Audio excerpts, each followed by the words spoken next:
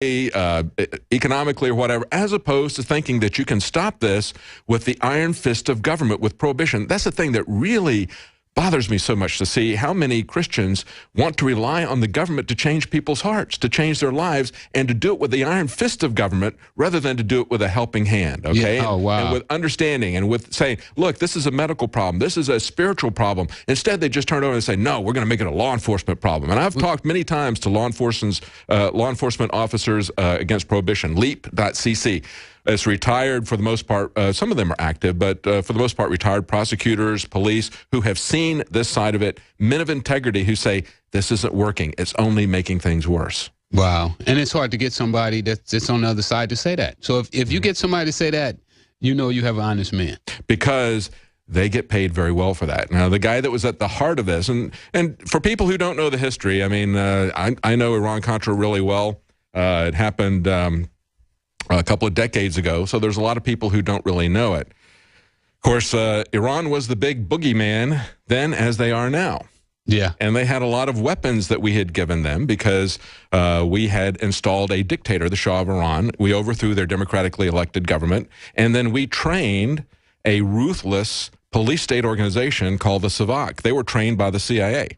Now, when they were overthrown, that's when most Americans' history of Iran begins, when the embassy was overthrown. They forget about all that stuff that happened. They don't know it or care anything about the CIA's Savak. They don't know about the overthrow of the government. So when all that happened and they took the embassy hostage, that's when Americans started paying attention. They never paid any attention to it before that. Now, as Ronald Reagan came in, really kind of on the cusp of people's disgust with Carter's inability to do anything to get the embassy hostages out, Reagan was going to be very tough with Iran. And yet he was making these deals to give them spare parts for the planes that we had already sold them. And what he was doing to fund that, he was taking the secret money, giving them parts, and funding his other war in South America. Well, you know, Ali said that he didn't have any problem taking the Shah's money, Iran's money, and giving it to That's right. And that he would continually do it. Remember, he said that at the hearings. That's right. At the Congress hearings. And then you got Oliver North running the Iran-Contra stuff, right? Okay, so they're funneling money, selling weapons to our terrorist enemies, okay, and then creating a war of terrorism in Nicaragua. At the same time, then taking that, using the drug trade they created with the crack cocaine industry to also fund their terrorists. Because guess what? You know they needed money that they didn't have to show. Because Congress had told them not to bother the Contras at all. That was against the law to do anything with the Contras. Yes. So they did it anyway. So much for the law, so much for the respect for the Constitution. I mean, they didn't respect the Constitution. They didn't respect the law. But it's amazing to me, as things change, we see how little they change. You know, in this particular case, as Gary Webb investigated it, he found at the source a guy, Oscar Danilo Blandón, who had close ties with the Contras. He interviewed him several times. He put all this stuff together. This is all part of your story, okay? Yes. And as you mentioned, this guy, Blandón, went to jail for only 24 months, but you got life in prison. And you didn't even say how much drugs he had. Yeah, tell us how many. 10,000 keys. Whoa. Whoa. And he got 24 months in jail. Yeah. What about that? Wait a minute, though. We had the mandatory minimums. Yeah. My first Sally was 18 years old. They arrested him on his 18th birthday. He got 20 years in prison for 2 ounces of crack cocaine. Wow. First offense. Wow. And this guy had 10,000 keys, but it was powder. It wasn't crack. A big difference, right? Yeah, so then he gets out after his little, of course, it's like we see this all the time. I mean, you know, HSBC is involved in money laundering for drug cartels and funding terrorists and everything, and they get a very, very small fine and nobody goes to jail, okay? But if you have a small business and they don't like the way that you did your cash reporting when you put that money in the bank, you can have that money confiscated. They can even send you to jail for structuring, okay? So the little guys are going to jail. The big guys are going free. This particular guy, Blandón, after his 24 months sentence, he gets out and he gets a job with the DEA. He goes straight from the CIA to the DEA, as you mentioned. Wow, without a green card. Yeah. Oh, that's right. Yeah. No. They made him up a green card, too. Yeah. You know, they made him up one. He didn't have a real green card. The DEA got him, you know, a fake one. So he was an undocumented CIA worker. He was. Then he became a documented DEA worker. Well, talk to us about what turned you around. Well, when I was in prison and all of this stuff started to come to me, and then I started to feel like maybe I'd been duped.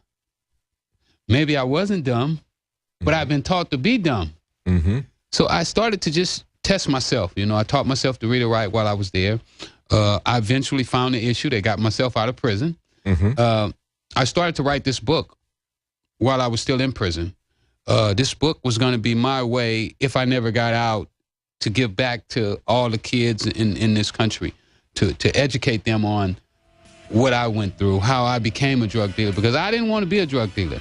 It was not my plan when I was 18 years old. If somebody would have told me when I was 18 years old, 6 months before I started selling drugs, that I was going to be a drug dealer, I would have been, right. Hang on, we got to go to break. We're talking to Freeway Rick Ross about his book and about his book tour. We're going to be right back, and I want to get your reactions to Al Sharpton. Stay with us. We'll be right back. Started out very poor in the inner city, went into the drug trade big time, became one of the biggest drug dealers ever, then went to jail, educated himself, found a way to get out of jail, and now he is explaining all of this. And, of course, one of the reasons that we have him here is because he realized eventually that he was being used by the CIA to fund the Contras. That's those are the people that basically created the crack cocaine epidemic in L.A. And, of course, there's a very good fictional movie, Kill the Messenger, about Gary Webb, who exposed all this in his series of investigative journalism, Dark Alliance. He was eventually, I believe, killed by the government because he was not about to shut up. They did everything they could to discredit him. They did. Yeah. They took his job. Yeah. That's the first thing they did, was took his job, told him he couldn't write anymore. For no newspapers would hire possibly one of the best writers of that time. It was very well documented. He won awards. The L.A. Times covered all of this. And then all of a sudden, somebody flipped the switch, and they all came after him. Then the L.A. Times had like a large group, and I forget the exact numbers, like 10 or 12 reporters set up to discredit him. Jesse Katz was the main one, a reporter that I had a relationship with while I was in prison and after I was out of prison. And matter of fact, Jesse's on the documentary, my documentary, Cracking the System, and he explains that him going after being a hired gun, basically. Yes.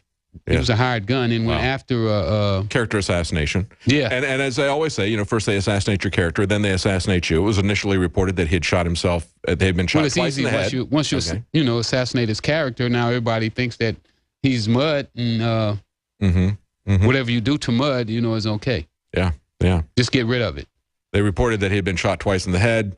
Then they said, no, it's suicide. And they said, oh, no, we never said he was shot twice in the head. And yet he had been on Alex Jones multiple times just before he died. He was coming back with another book, and he was very much still a fighter, just as Aaron Swartz was. I don't believe Aaron Swartz was driven to suicide either. I want to play this Al Sharpton quote for you. But before we do, real quickly, I want to say that we've got a promotion code at InfoWarsStore.com for our biggest sell on ProPure water filters. If you use the promo code WATER20, you'll get 20% off of all ProPure water filtration supplies through this weekend. Again, that's at InfoWarsStore.com. You can also buy Freeway Rick Ross, The Untold Autobiography. And if you've got somebody that you know that's in your family, I mean, we all saw the picture of the mother in Baltimore slapping her son and said, what are you doing out here? You're going to get hurt. You're going to get out of here. You know, if you've got somebody that is at risk in your family, you know someone like that, get this book, because he's been there, he's done that, and he's turned his life around, and he can show you how, no matter how successful you are at that, it's a path of destruction. And so that's a great book to read. And again, you can find that at InfoWarsStore.com. Let's play this clip real quickly from Al Sharpton. All right, let's do it. We've been fighting them all over the country, which is why we're going to do this march from here to Washington. We need the Justice Department to step in and take over policing in this country. In the 20th century, they had to fight states' rights, and to get the right to vote, we got to fight states' rights in terms of closing down police cases. Police must be held accountable. I don't think all police are bad. I don't even think most are bad. But those that are need to be held accountable. Okay, so he makes this, he said, we had to fight states' rights as part of the civil rights movement. You think that that's the way to approach this, by federalizing the police? police and making all of them come from one location? No, I don't think so. I think that this is a citizens issue. This is a thing where the citizens need to take control of their communities. We're about out of time. And I tell you what, I want people to know where to find you. Freeway Ricky on Instagram, Twitter. You can find his book details, freewayrick.com. Thanks for joining us.